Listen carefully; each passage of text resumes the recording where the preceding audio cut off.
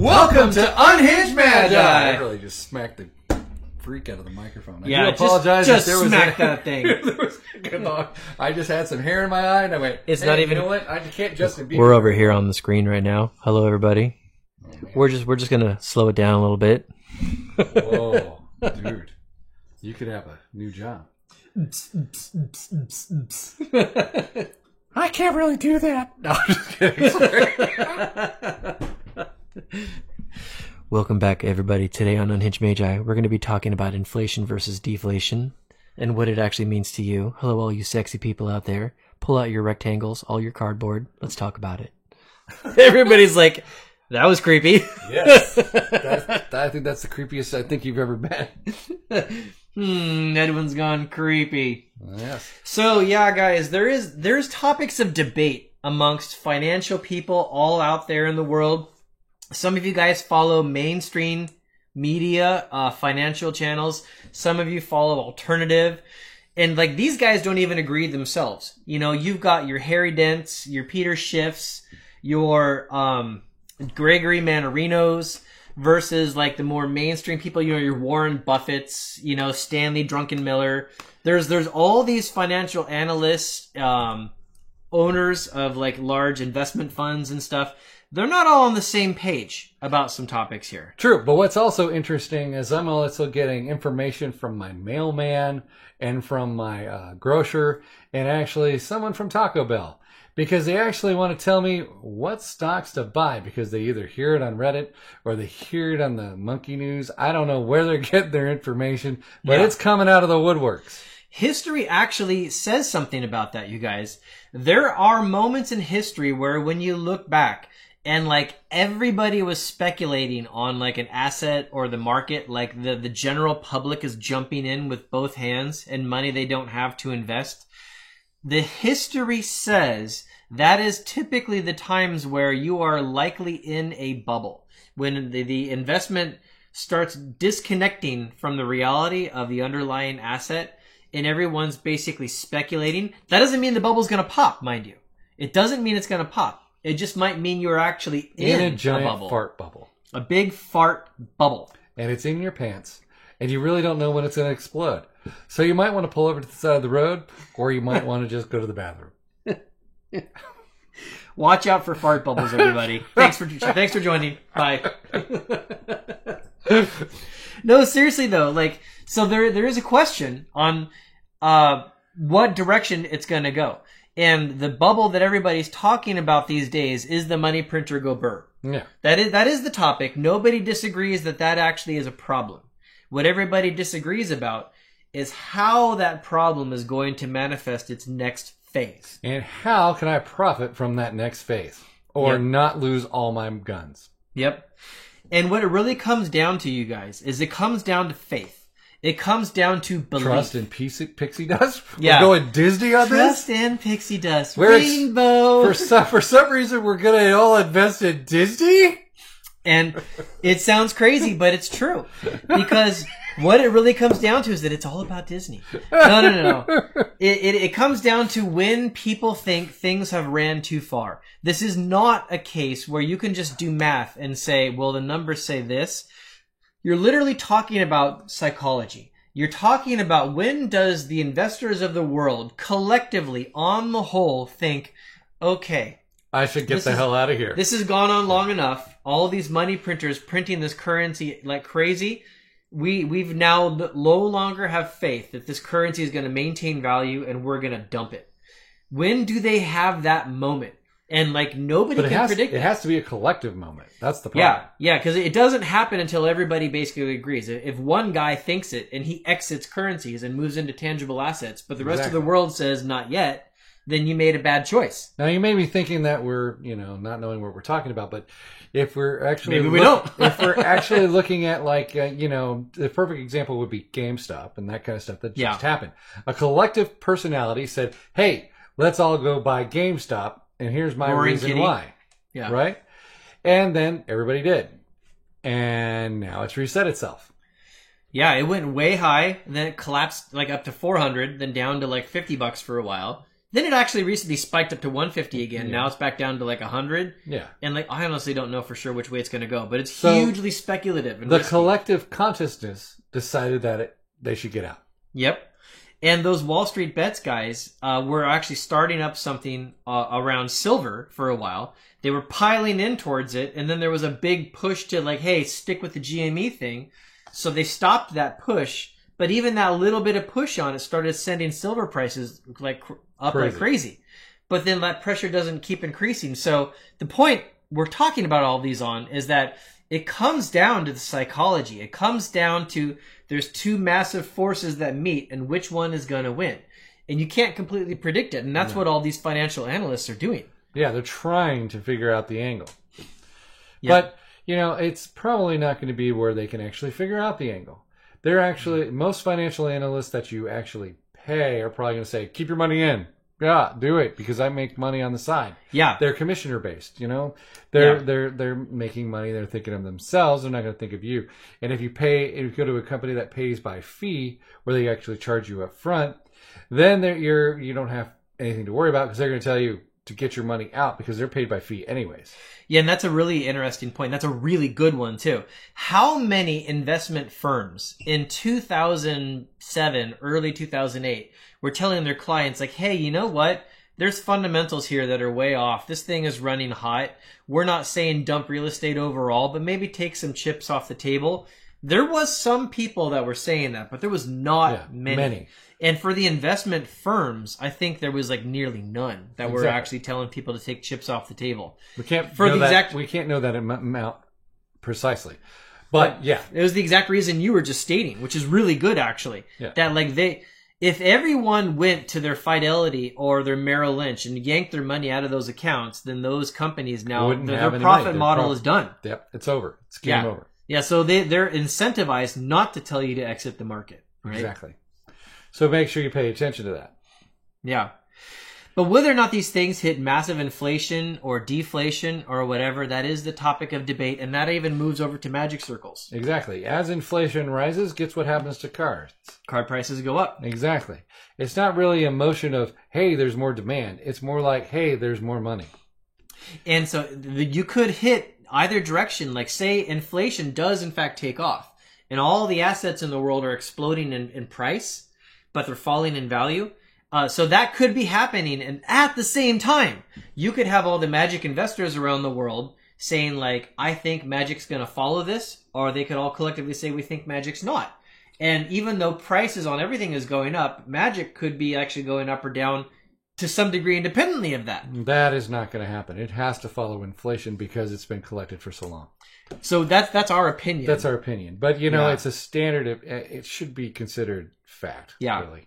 But because we actually have markets that actually track Magic the Gathering now. We have So there's no way to say that it's not going to be going with inflation. I would agree. The probability of it not tracking inflation seems to me to be a lot lower. Exactly. Which is one reason I feel very comfortable leaving my value in those assets. Exactly. And so, you may want to diversify into extra Magic the Gathering products on the side or whatever, but it should actually, it should be stable and hold true to inflation at least. But there is a reason to actually consider like other asset classes as well, because these types of perversions of markets can create things that are very odd. Like we've spoken about gold and silver, for instance, on like comics other are rising times. as well. Everyone knows about collectibles, and then sports has just taken off like a rocket, and that's been stagnant for decades. Yeah. So what if Magic continues? It doesn't fall, but say it goes up 15%. But what if like comics suddenly takes off and goes up 300%?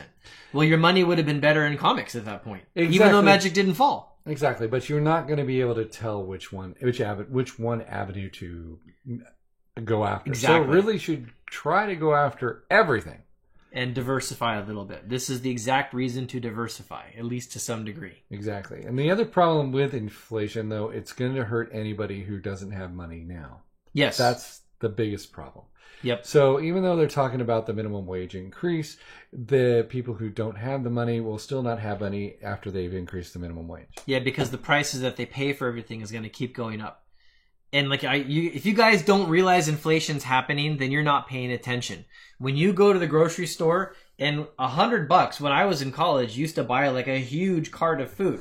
Now $100 buys like enough food for like me for like, you know, a week or a couple weeks or something like that. I mean, we can just like fill up like, you know, 1/4 of the basket of food and stuff like that, and that'll be $100. But the great news is Taco Bell will always be cheap. That's actually interesting.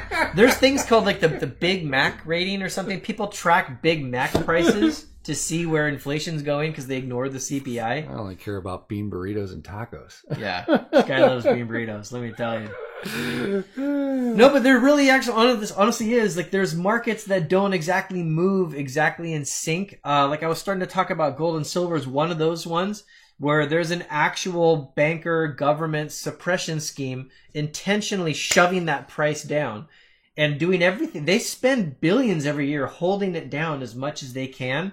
And you got to think, if they're trying to suppress it and they're spending money doing it, there's reasons why they're trying to do that.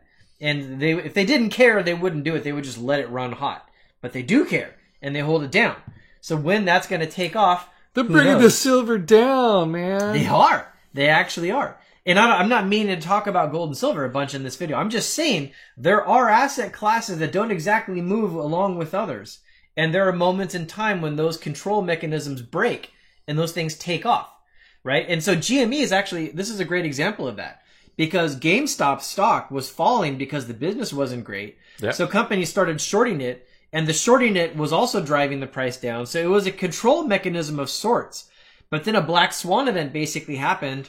The internet basically said, well, screw these hedge funds. Which was fantastic. And then they all ran in and called that bet, and boom, it exploded up. I really think that's the kind of thing that can happen. I really think that was the best thing ever. I love it. That was just so fantastic. I absolutely love it that internet typical people went out there and bought GME on their Robinhood accounts and stuck it to the hedge funds. That was great. I thought that was amazing.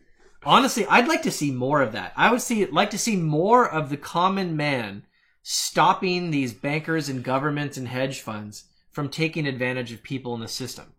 Because I like free market personally. I want to see when people get way too far out on the risk profile, and that's what shorting is. Yeah. You're taking a risk, right? Yeah. People need to be punished for taking those risks sometimes, or risk doesn't matter. It's kind of like gambling when you put it all in and somebody calls your bluff and you're like, beep. Yeah. Yeah, the internet called their bluff. And they called with like a pair of twos and you have absolutely ace high. Yep. Yeah. So I want to see more of that, but it all comes back to this inflation versus deflation. These things are probably going to happen both directions at some point, but there's a big argument over like which way it's going to go first. True. So where do you think it's going to go first? So right now, people might not realize it if they're not keeping up with it, but the central banks are talking about and probably going to begin something called yield curve control. And yield curve control, and I'm going to get kind of financy, kind of techie here for a little bit, so I apologies, but just stick with me. When you go into the bond market and you're trying to buy a bond because you're basically saying, like, I'm not going to keep gambling. I'm going to buy something with a fixed rate of return. So then you go buy treasury bonds so you can be stable. Those treasury bonds for like 40 years have been like going like down in value for the interest that they actually pay. And the thing called yield curve is when you look at the different maturities of bonds. You look at bonds that you don't get your original money back for 30 years, and then 20 years, 10 years, 5 years, 2 years, all the way down to a few months. So how long do you loan your money to the government and make that interest every 6 months is the question. So you stack those bonds up, and then you look at the interest they pay, and it should do a curve. So the longer you loan your money to the government, the more interest you expect to get back. So it's supposed to have a curve like that. Well, sometimes that curve flattens or inverts, and that's typically where a market is about to crash. That's been a big sign. And so that's something people have looked at for years to see if the market's about to crash. Yeah. Well, what the central banks are talking about now is Operation Twist, or they're talking about doing yield curve control, one of those two directions. And the point is that instead of the free market going in and buying bonds, the central banks are going to print up a bunch of money and they're going to buy bonds. And so even though the market says the yield curve should do this, the central banks might force the yield curve to do this, or stay flat, or just stay any way they want it to, which means yield curve is now no longer a metric that you can rely on because it's not free market, right? Yeah. And so they're talking about that. But everybody's like asking, is it going to be yield curve control? Is it going to be Operation Twist? Are they going to be doing more quantitative easing? And some bureaucrat somewhere is going to make a decision. And based on which way they go, you're either going to have inflation or deflation or stagflation. And so it's like nobody can predict it because it's like some jerk sitting in a seat somewhere is going to make this call. Well, the inflation will happen regardless. Yeah. From a global space. Long term, for sure. That's global economics. But yeah. Well, that sucks. Yeah. Yeah, so it's hard to predict which direction it's going to go. But the thing is, all of you guys, you need to look at this a little bit. And if you have investable cash, not on a credit card. Yeah, don't do that. If you have investable cash, you got to start thinking about this. If it goes to inflation, what do I do? If it goes to deflation, what do I do? If it goes to stagflation, what do I do? And you got to plan that out. Yeah. We got to start thinking about honing it in of what we're going to keep as monetized in investments and keep which ones are going to be consolidated. And if you don't have like excess of cash, that's going to be something that you need to really focus on because as inflation increases, costs go up and it's going to get hard. That's what she said. Yeah, but it's not a good one. Yeah. She shouldn't have said that. No. But she said that. Yeah.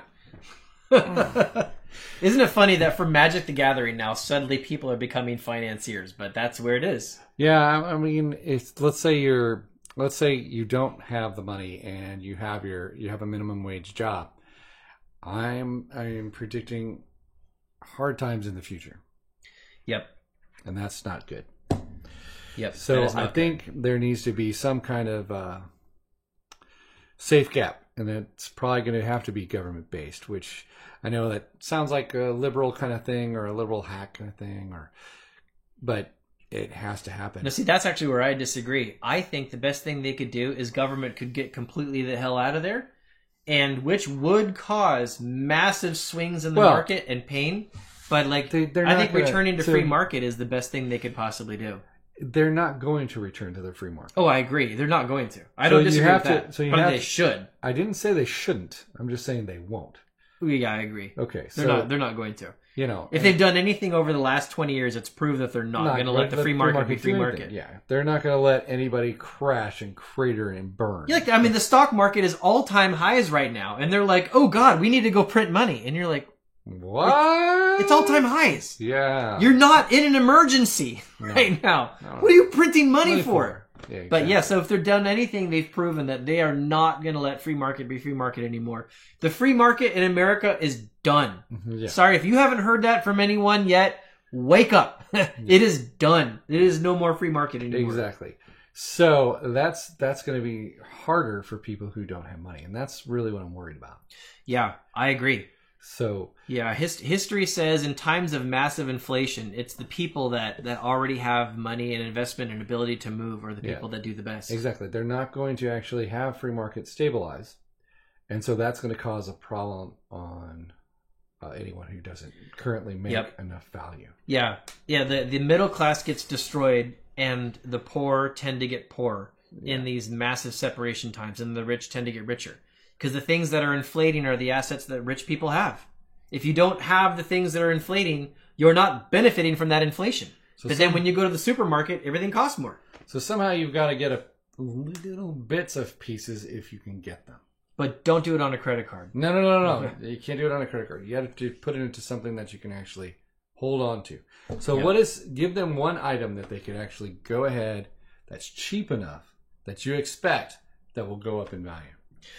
I think if a person has a small pile of money that let's they say can it's only $100. Oh, only $100? I'm talking about people who make minimum wage. If it was $100, I would say buy a couple silver coins and buy some alpha and beta basic lands. I would say the basic lands as well, actually. Yeah, but I do like diversifying it. I don't want people to, because I feel beta lands actually do go up in value over time. I mean, it may not be today, it may not be tomorrow, but just if you get actual basic lands, which is really ironic because you wouldn't think that those would be actually good, stable pieces, but beta, alpha, basic lands are actually the cheapest thing that you can buy that should tendency to go up in value over time. These are alphas. You know? So that's. I'm really surprised you said that because I was going to say the same thing, and I hate it when I open Lance. But it is true. There's plenty of them. There's a lot of them out there. Yep. And if you can get some decent copies that are NM or even PL, you can actually take them and just store them away, and they should slowly increase in value as sets increase in value. Now, notice also that when you asked me, I actually tried to give at least 2 asset classes, and there's a very specific reason for that. Because I've always discovered that if people take like a little dip into investment in something, even if it was just buying like 1 silver coin, just the fact that you go and you buy it, it increases your interest, it increases your passion on it. You're likely going to start researching, continuing to look and pay attention. And so the things that people buy, it doesn't have to be those 2 asset classes that I said. It doesn't have to. It doesn't have to be that. Just treat, even if it's like maybe a first edition Pokemon. I have no idea. Yeah, just something. Start small and allow your emotions to kind of pull you in and force you to study it. You got to learn that thing that you're investing in. The reason I'm not saying silver is because they keep it suppressed. If they don't let it reconnect to societies, what it should be as value, then I would probably recommend it. But since they're not going to let that go, and they're going to say, "We got to keep this down. We got to keep this silver piece down." At the moment, they're not letting it go. There's a lot of cracks that are developing right now. There's cracks in the you can buy a silver coin and it's going to go up in value because it's like $40 right now or $37. $80 for silver. For a silver eagle? No, it's just silver ounce round. 32 to 42, somewhere in that range. Okay, yeah. So you're getting silver eagles are 80. Well, yeah, but that's a silver eagle. That's some people collect that. Yeah. Right. So if you got a silver round at 32, it may remain at 32 to 40 for a long period of time. Very true. Because the government suppresses its value to go up. Yeah, that's very true. But there's like understanding how money works comes with studying monetary history. And when you start studying precious metals, even if you don't buy any, you study that history and you start learning what's actually happened over the years. When the new silver 2022 coin comes out, buying 1 silver of that while it's actually at a cheap value is better than buying a regular silver round, in my opinion, due to collectability standards. Yep, that's called numismatics. But the point is, if you have money to invest... He knows fancy words, and I only know words that make sense to people. So the point is, if you have a little bit of money to invest, go ahead and start and put it into some things. Because when you get a toe in that pool, a toe in that water, you start paying attention, you start learning, and that's what you have to do. You got to start learning about this stuff. And don't just go, "Oh, it went up by 20%, I'm going to sell it." You think about before you sell. Yep. All right. So there we go. There's a good amount of finance, good amount of debate back and forth. That's probably a good spot to stop here. All right. Yeah. Okay. Stopping is always priceless. No, okay, we're stopping. I'm stopping. Bye. Bye, guys.